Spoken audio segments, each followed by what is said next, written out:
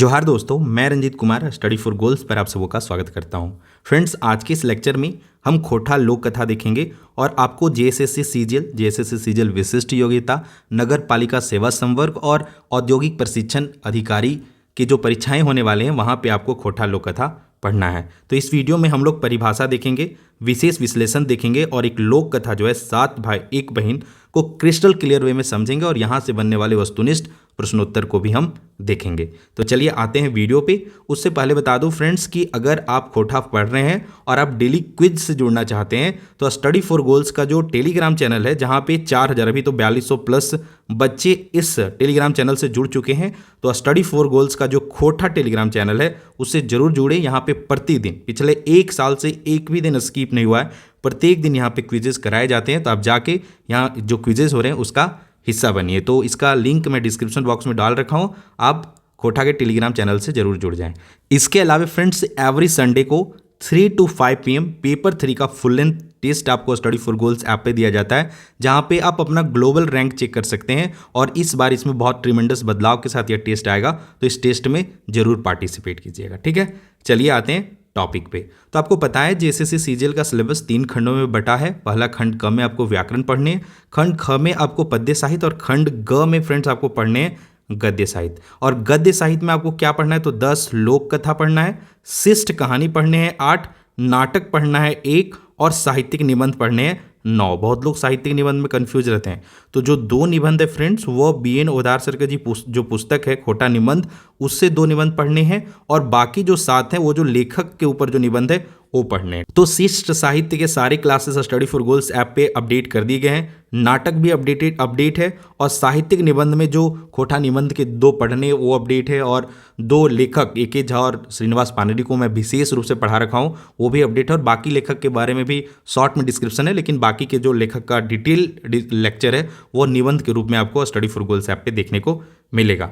चलिए आते हैं खोटा लोक कथा को थोड़ा सा समझ लेते हैं, क्योंकि कई बार ना खोटा लोक कथा से भी प्रश्न पूछे गए हैं। बाकी मैं बता दूं फ्रेंड्स कि देखिए, कुछ दिन पहले मेरा एक वीडियो आया था, वह था खोटा लोकगीत का वीडियो था, जिसका लिंक मैं डिस्क्रिप्शन बॉक्स में डाल दे रहा हूँ। यहाँ पे ना मैं पूरा डिटेल में बताया हूँ कि साहित्य क्या होता है, साहित्य जो 2 भाग में बढ़ता है, लोक साहित्य शिष्ट साहित्य, उसे बताया था। साथ ही जो खोटा लोक साहित्य है उसकी क्या विशेषताएं, लगभग 20 से 25 पॉइंट्स में बता रखा हूँ। तो आप अगर इस वीडियो को देख लेंगे तो थोड़ा सा जो कंसेप्ट वाला पार्ट है वो आपका इजीली क्लियर हो जाएगा। लेकिन फिर भी खोटा लोक कथा क्या है, जिसे हम लोग सुन कहानी भी कहते हैं खोटा लोक कथा को, उसके बारे में थोड़ा सा देख लेते हैं। क्या होता है जब कंसेप्ट हमारे दिमाग में, चीज़ें का मतलब एक व्यवस्थित रूप से खाका होता है ना हमारे दिमाग में, तो अच्छी तरह से हमारा दिमाग ने उसे कैच करके रखता है और ईजिली हम उसे क्या कहते हैं कि स्टोर कर पाते हैं एग्जाम तक, और उससे हम ऑब्जेक्टिव क्वेश्चन ईजिली आंसर कर पाते हैं। तो चलिए परिभाषा देखते हैं। संभवतः जब से यह धरती पर मानव का जन्म हुआ और मानव के मुख से ध्वनिया के रूप में बोलियों का आविष्कार हुआ, तभी से मानव बस्तियों में लोक कथाओं का जन्म हुआ होगा। लोक कथाओं में पुराने जमाने के मानव जीवन का विचार आचार, दर्शन, उपदेश, हर्ष विषाद, मनोरंजन आदि का विस्तृत व्याख्यान मिलता है। पीढ़ी दर पीढ़ी मानव जीवन में के रहन सहन, रीति रिवाज, धार्मिक अनुष्ठान, विश्वास एवं आराधना आदि में परिवर्तित होते रहते हैं। इन्हीं तत्वों के सम्मिश्रण से लोक कथाओं का सृजन होता है। लोक कथा फ्रेंड्स एक सामाजिक संपत्ति है, वेरी वेरी इंपॉर्टेंट। लोक कथा एक सामाजिक संपत्ति है। इसके रचयिता या स्रोत का अता पता नहीं होता है, मतलब इसके कोई प्रॉपर लेखक नहीं होते हैं, यह समाज का संपत्ति होता है। ठीक है, और यह समाज में क्या होता है, पीढ़ी दर पीढ़ी आगे चलते रहता है। मतलब आप हो सकता है कि आपकी जो दादी हो अपनी दादी से कहानी सुनी होंगी और वो हमें एज ए बच्चे, जब हम बचपन में अपनी दादी से कहानी सुने, और हो सकता है जब हम बूढ़े होंगे तो अपने आने वाले जनरेशन के बच्चों को कहानी सुनाएंगे। तो इसी प्रकार से क्या होता है, खोटा लोक कथा का मतलब एक पीढ़ी से दूसरी पीढ़ी में परंपरागत रूप से ट्रांसफर होते रहता है। ठीक है, परंपरा अनुसार मौखिक रूप से ये कथाएं पीढ़ी दर पीढ़ी वर्तमान तक चलते आ रहा है। तो आपसे यहाँ पे यह प्रश्न पूछ सकता है कि खोटा लोक कथा के मतलब और 4 ऑप्शन दे देगा। मैं एक क्वेश्चन करवाया हूँ, अभी पता चलेगा। तो आप यहाँ पे एक लाइन याद रखिए कि खोटा लोक कथा के या फिर कोई भी लोक कथा के लेखक नहीं होते हैं, वह एक सामाजिक संपत्ति है, इसके संकलनकर्ता हो सकते हैं। ठीक है, समस्त खोटा क्षेत्र में निम्न प्रकार की लोक कथाएं विद्यमान है। खोटा में भी जो लोक कथा है उसे मतलब थोड़ा बांट दिया गया है, मतलब कैटेगराइज कर दिया गया है। तो पहला जो है पर्व त्यौहार से रिलेटेड लोक कथा है। आप देखेंगे कि कर्म पर्व में एक लोक कथा प्रचलित है कर्म और धर्म का लोक कथा, जिसे कर्म पर्व के दौरान मतलब जो कर्मैती होती हैं उन्हें सुनाया जाता है। ठीक है, और यह प्रश्न देखिए टीजीटी 2017 में इस तरह के प्रश्न पूछा गया है। तो एग्जाम में यहाँ से घुमा फिरा के किसी तरह से प्रश्न पूछा जा सकता है। हो सकता है पूछ दे कि कर्मा धर्मा का लोक कथा मतलब किस त्यौहार पे सुनाया जाता है, किसी प्रकार से पूछ सकता है। लेकिन अगर आपका कंसेप्ट क्लियर है तो आप इजीली आंसर कर लेंगे। ठीक है, दूसरा है फ्रेंड्स शिक्षाप्रद लोक कथा, उसके बाद सामाजिक लोक कथा, पशु पंछी से संबंधित लोक कथा और मनोरंजन लोक कथा। ठीक है, अब फ्रेंड्स खोटा लोक कथाओं की कुछ विशेषता है, वह यह है कि ये जो खोटा क्षेत्र का मौखिक अभिलिखित एवं पारंपरिक संस्कृति का खजाना है ना। तो हम अपनी पुरानी संस्कृति को कैसे जानते हैं? तो खोटा लोक कथा सुन के जानते कि नहीं हमारे पुराने समय से पूर्वज प्रकृति को पूजते आ रहे हैं, या फिर उनके मतलब भाई बहन या स्त्रियों का सम्मान है, प्लस में जातिवाद जैसे चीज़ें आपको खोटा लोक कथाओं में नहीं देखने को मिलता है। तो हम अपनी पुरानी संस्कृति को खोटा लोक कथा के माध्यम से भी जानते हैं। कुछ कथाओं को छोड़ दें तो ज़्यादातर के रचनाकार क्या होते हैं? अज्ञात होते हैं। लेकिन आप कुछ को यहाँ पे मतलब हटा के ही चलिए, आप मानिए कि लोक कथा के रचयिता नहीं होता है, यह सामाजिक संपत्ति होता है। खोटा लोक कथाओं में प्रकृति के विभिन्न रूपों, पर्व त्योहारों की झलकियां आपको मिलता है खोटा में। ठीक है, स्पेशली खोटा की बात हो रहा है। खोटा लोक कथा में फ्रेंड्स भाई बहन, स्त्री पुरुष तथा मानव का प्रकृति के प्रति असीम प्रेम आप देख सकते हैं। आप अगर खोटा लोक कथा पढ़ेंगे तो आपको खुद ही यह महसूस हो जाएगा। खोटा लोक साहित्य में फ्रेंड्स पारंपरिक रीति रिवाज, धार्मिक अनुष्ठान, आस्था एवं परंपराओं का विश्लेषण आपको देखने को मिलता है। अश्लीलता का फ्रेंड्स अभाव होता है। अगर आप जितने भी खोटा लोकगीत देख लें या खोटा लोक साहित्य देख लें तो वहाँ पे आपको अश्लीलता देखने को नहीं मिलता है। ठीक है, ये खोटा भाषी क्षेत्र का यह पूरा लंबे समय से यह कल्चर रहा है। ठीक है, जातिवाद को बढ़ावा ना देकर फ्रेंड्स मानवता का स्पष्ट वर्णन आपको खोटा लोक कथाओं में या खोटा लोकगीत जैसे जितने भी कृतियां हैं, जितने भी साहित्यिक कृतियां हैं, वहाँ पे आपको नहीं देखने को मिलते हैं। ठीक है, तो ये कुछ खास पॉइंट थे जो आपको ध्यान में रखना चाहिए, और ये सही भी है। आपको ध्यान में रखेंगे तो एक अच्छा कंसेप्ट आपके दिमाग में सेट रहेगा। तो इसी क्रम में हम लोग पहला खोटा लोक कथा पढ़ेंगे, वह है 7 भाई एक बहन। तो यह लोक कथा फ्रेंड्स कौन सा पुस्तक में छपा है? तो खोटा लोक साहित्य, आप स्क्रीन में देख रहे होंगे इस पुस्तक में यह 7 भाई एक बहन खोटा लोक साहित्य में नामक पुस्तक में छपा है। ठीक है, और मैं अभी बताया कि जो लोक कथा होता है उसके कोई रचयिता नहीं होते, उसके कोई लेखक नहीं होते हैं, इसके संकलन करता होते हैं कि मतलब जो समाज में पीढ़ी दर पीढ़ी बढ़ रहा है उसी में से किन्हीं से सुन के दादी माँ या फिर समाज से लेकर उसको शब्द दे देना, मतलब उसको एक कथा के रूप में लिख देने का काम किन्होंने किया है? तो शांति भारत की है। ठीक है, मतलब ये संकलन करता या डोंगवैया है। तो जब भी एग्जाम में पूछे कि इसके संकलन करता है डोंगवैया कौन है, तो आपको शांति भारत लिखना है। अगर पूछ दे इसके रचयिता कौन है, लेखक कौन है, तो आपको वहाँ पे बचना है। ठीक है, और वहाँ पर अगर ऑप्शन रहे कि ये सामाजिक संपत्ति है तो आपको शांति भारत की जगह पे सामाजिक संपत्ति को तवज्जो देना है। ठीक है, चलिए, तो शांति भारत जी ने इसका संकलन किया, तो बहुत संभावना है शांति भारत जी के बारे में भी एग्जाम में पूछा जा सकता है। तो आप जानिए इनका उपनाम क्या था फ्रेंड्स? तो भारत उपनाम था। जन्म कब हुआ था? तो 6 अप्रैल 1965 को। कहाँ पे हुआ था फ्रेंड्स? तो चौफांद बोकारो में।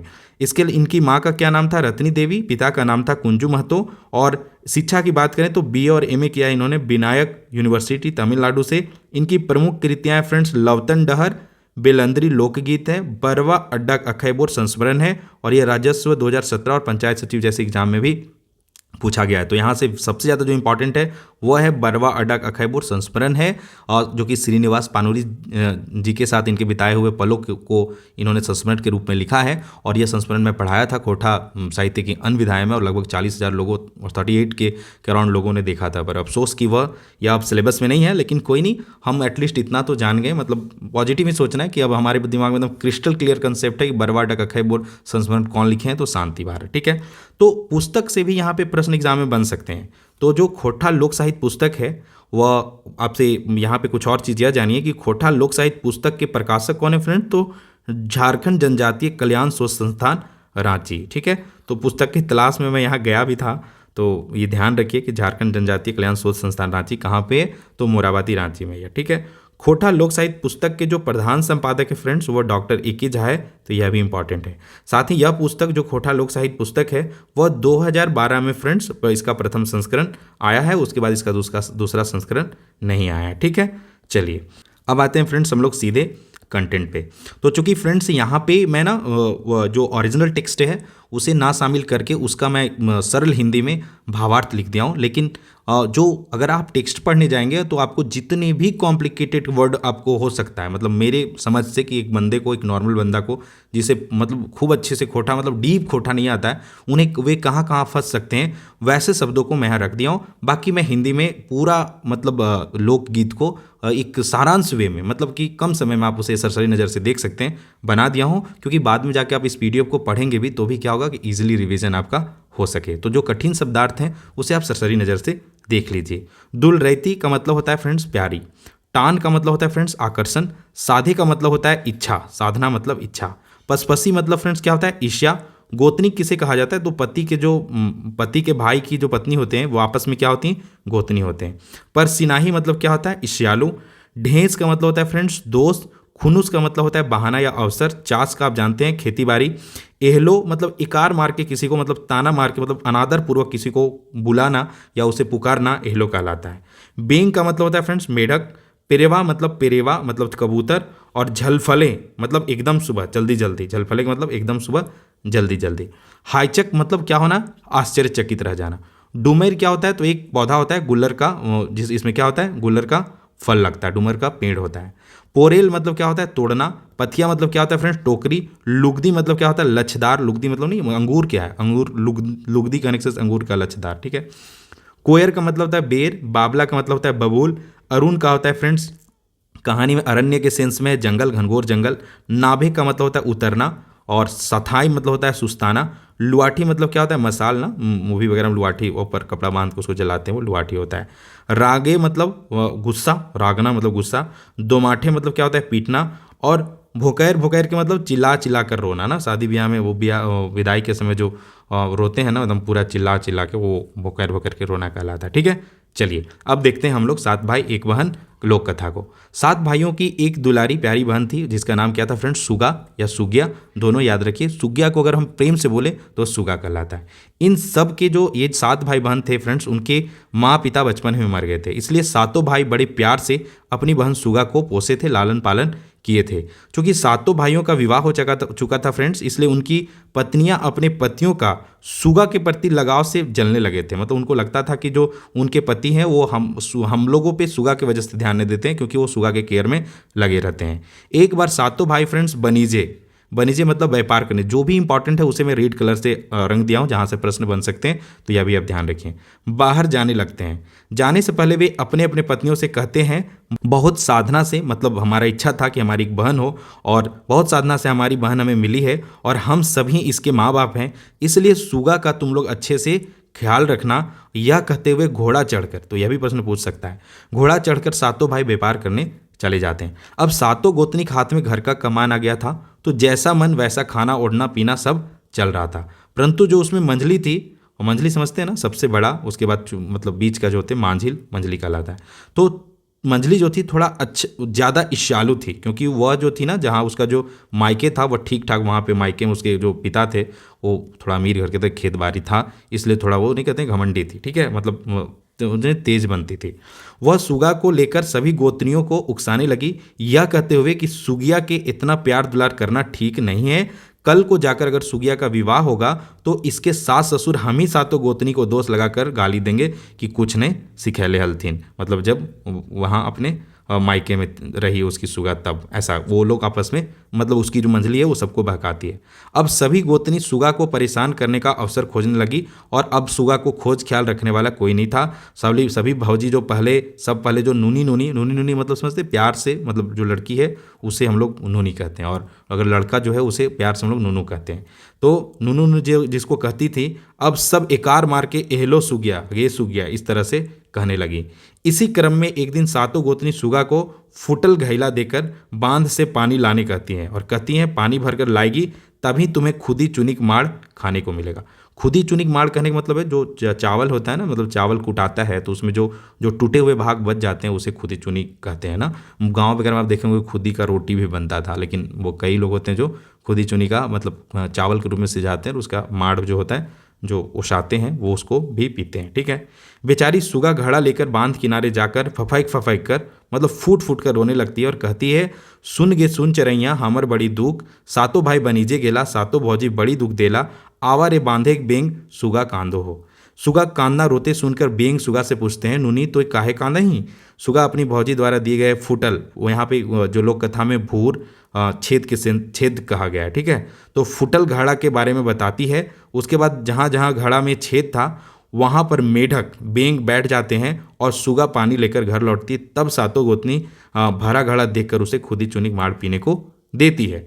दूसरे दिन फ्रेंड्स सातों गोतनी सुबह सुबह सुगा से कहती है, एहलो सुगिया बैसल बैसल खैले तो नदी के बालियों, मतलब बालू नाय जुटतव, मतलब कि बालू भी सूख जाता है। अगर बैठे बैठे बालू भी बेचो डेली तो नदी का बालू समझ तो इतना बड़ा नदी वह भी खत्म हो जाता है, ऐसा कहने का यहाँ भावार्थ है। से बोन जो और बिना रस्सी लैर के, लैर समझते हैं ना, रस्सी होता है टाइप का एक, मतलब पौधा होता है, लतर होता है।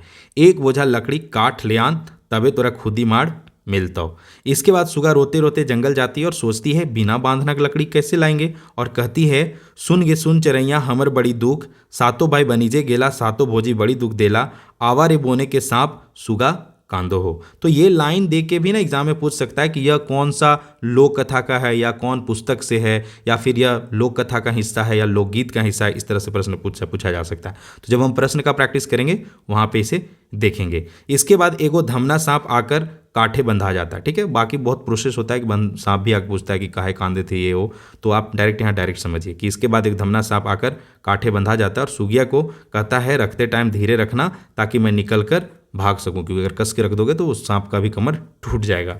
उसके बाद सुगा लकड़ी लेकर घर आ जाती है। यह सब देखकर सुगा की भौजी सब हैरान रह जाती है और सुगा को फिर से माड़ पीने के लिए, खुदी चुनी के माड़ पीने के लिए मिल जाता है। अगले दिन फिर से एक जोता हुआ खेत, मतलब होता खेत में नहीं हल जोता हुआ रहता है तो पूरा मिट्टी बिसराया हुआ रहता है।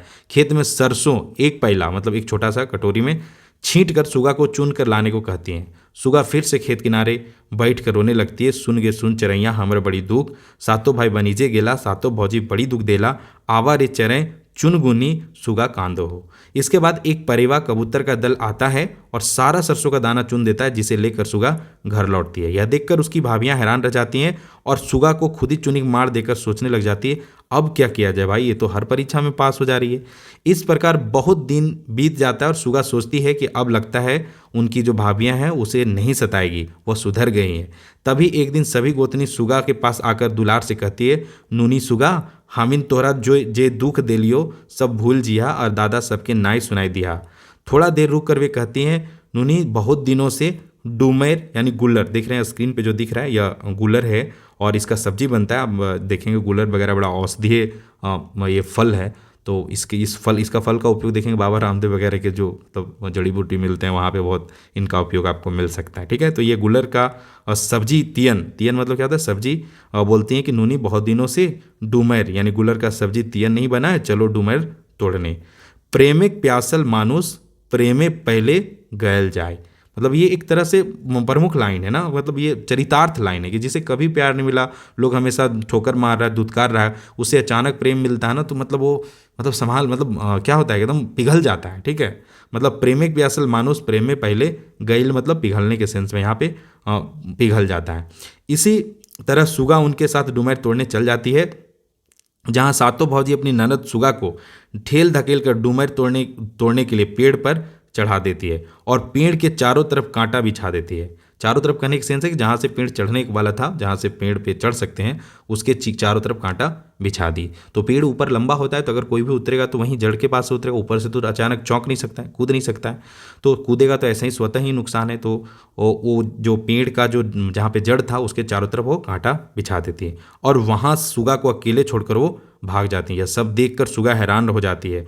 सुगा पेड़ से उतरने मतलब नाभेक मतलब उतरने का प्रयास करती है और परंतु वह उतर नहीं पाती है और उसे घने जंगल में सुगा रोने लगती है और कहने लगती है, सुन गे सुन चरैया हमर बड़ी दुख, सातों भाई बनीजे गेला सातों भौजी बड़ी दुख देला, आवा रे परदेसी दादा सुगा कांदो। इसके इस बार कौन अपने परदेसी दादा का ही आवाहन करती हैं। सुगा के कांते रोते सुन बोन के चिड़िया पशु सब रोने लगे और मतलब चूंकि रात हो गया था तो उसके बाद सुगा रोते रोते रात को पेड़ की डाली पर ही मतलब सोने के क्रम में लेट नहीं जाता, पेड़ की डाली को पकड़ के लेट के वो रोते रहती है। इसी क्रम में उसी रास्ते से सातों भाई बनीजे से लौट रहे थे और उसी डुमेर पेड़ के नीचे सदा आराम कर रहे थे। मतलब जड़ के पास नहीं, वो पेड़ का बहुत बड़ा होता है ना एरिया, तो साइड में कहीं बैठ के अब पेड़ के नीचे आराम कर रहे थे। तभी छोटा भाई के ऊपर एक दो बूंद लोर आंसू गिरा। इसके बाद वे लोग लुआठी मसाल जलाकर ऊपर देखे तो पाए पेड़ पर उनकी प्यारी बहन सुगा रो रही है। जल्दी जल्दी वो लोग सुगा को पेड़ से उतारते हैं और पूरा कहानी सुगा उनको सुना देती है। सुनकर ना वे आग बबूला हो जाते हैं। इसके बाद एकदम सुबह सुबह सातों भाई घर पहुंचते हैं तो उनकी पत्नियां पूरा आदर सत्कार में लग जाती हैं। सातों भाई जब सुगा के बारे में उनसे पूछते हैं तो वे कहती हैं वो बाहर खेलने गई होगी। इतना सुनते ही सातों भाई का गुस्सा सातवें आसमान पे चल गया और वे सातों जनिक दोमाठे मतलब पीटने लगते हैं। सातों जनी माई गो बाप गो कैर के चिचियाई लगती हैं और कहती हैं हम इन सोच लो जे सुगा पर घर जीता से ले उनकर लुइरेक परीक्षा कर हलिए। उसके बाद सुगा आकर भौजी सबका समर्थन करती है। तब सातों भाई उन्हें पीटना बंद करते हैं। उसके बाद फ्रेंड्स कुछ दिन वह हंसी खुशी में रहने लगते हैं पूरा परिवार। तब तक सुगा का क्या होता है, रिश्ता लग जाता है पहाड़ के किनारे किसी व्यक्ति के साथ। ठीक है, बियाह के दिन जब विदा होकर सुगा ससुर घर जाई लगले तखन सातों भाई और सातों गोतनी भोकैर भोकैर के कांदे लगले। तो भोकैर भोकैर कांदने का सेंस यहाँ इसलिए क्योंकि मतलब वो जो उनका जो पुराना जो इस तरह का मतलब इच्छा था उसके प्रति, सुगा के प्रति, वो ख़त्म हो गया था। वे प्रेम से रहने लग गए थे क्योंकि विदाई के समय वही रोता है मतलब दिल से जिसका दिल का मतलब कनेक्शन होता है। बाकी ठीक है, बाकी तो नाटक रहेगा तो भोंकैर भोंकैर के नहीं रोएगा, बस वो नॉर्मल आंसू बहा लेगा। तो ये था फ्रेंड्स सात भाई एक बहन लोक कथा। और आई होप कि आप इतना अगर समझे रहेंगे तो आपके दिमाग में इस लोक कथा का मतलब आपको क्लियरली वे में ये समझ में आ गया होगा और इतना काफ़ी है। ठीक है, अगर आप देखिए कई बार लगता है बहुत से स्टूडेंट कहते हैं कि नहीं ओरिजिनल टेक्स्ट बुक क्या है। मैं तो जब बोलोगे आप फोटो लेना है और पढ़ा देना है, पोएम वगैरह तो मैं पढ़ा ही रहा हूँ, तो फिर ये टेक्स्ट क्या है, बहुत नॉट अ बिग थिंग। तो लेकिन मैं यहाँ इसलिए हिंदी में पढ़ा देता हूँ ताकि आपका मतलब अच्छे से आपके दिमाग में कंसेप्ट क्लियर हो, क्योंकि आपका मेन गोल है ज़्यादा से ज़्यादा मार्क्स लाना। और ये तो चरितार्थ है कि मैं कभी भी क्वेश्चन हिंदी में नहीं कराता हूँ। जब भी क्वेश्चन प्रैक्टिस कराता हूँ तो खोटा में कराता हूँ, क्योंकि एग्जाम में क्वेश्चन तो खोटा में पूछे जाएंगे। तो अभी आप जितना ज़्यादा प्रैक्टिस करके रखेंगे आपको इजीली वहाँ पे आंसर कर पाएंगे। बाकी मैं हमेशा रिपीट करता हूँ कि खोटा से सिर्फ इक्विलिब्रियम आएगा, एक रूपता होने वाला है।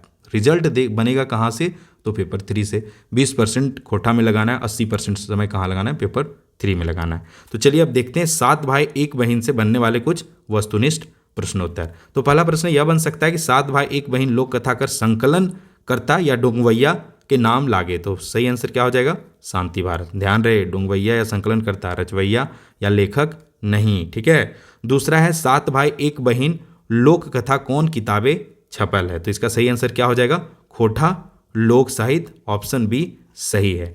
देखिए इस संदर्भ में और जानिए कि खोटा लोक साहित्य जो है बाय कल्याण विभाग, ठीक है, एक खोटा लोक साहित्य कल्याण विभाग के द्वारा प्रकाशित हुआ है। इसके अलावा एक और खोटा लोक साहित्य नामक पुस्तक है फ्रेंड्स, जो कि जिसके लेखक कौन है, तो शिवनाथ प्रमाणिक है। ठीक है, तथा इसके प्रकाशक कौन है, तो खोटा साहित्य संस्कृति परिषद बोकारो। तो इससे कंफ्यूज नहीं होना है, आपका कंफ्यूजन दूर रहे, इसलिए मैं यहाँ पे डिटेल में आपको समझा दिया हूँ। तीसरा प्रश्न बन सकता है वेरी वेरी इंपॉर्टेंट, यह इंपॉर्टेंट प्रश्न है, आप ध्यान रखना चाहिए और इजी भी है।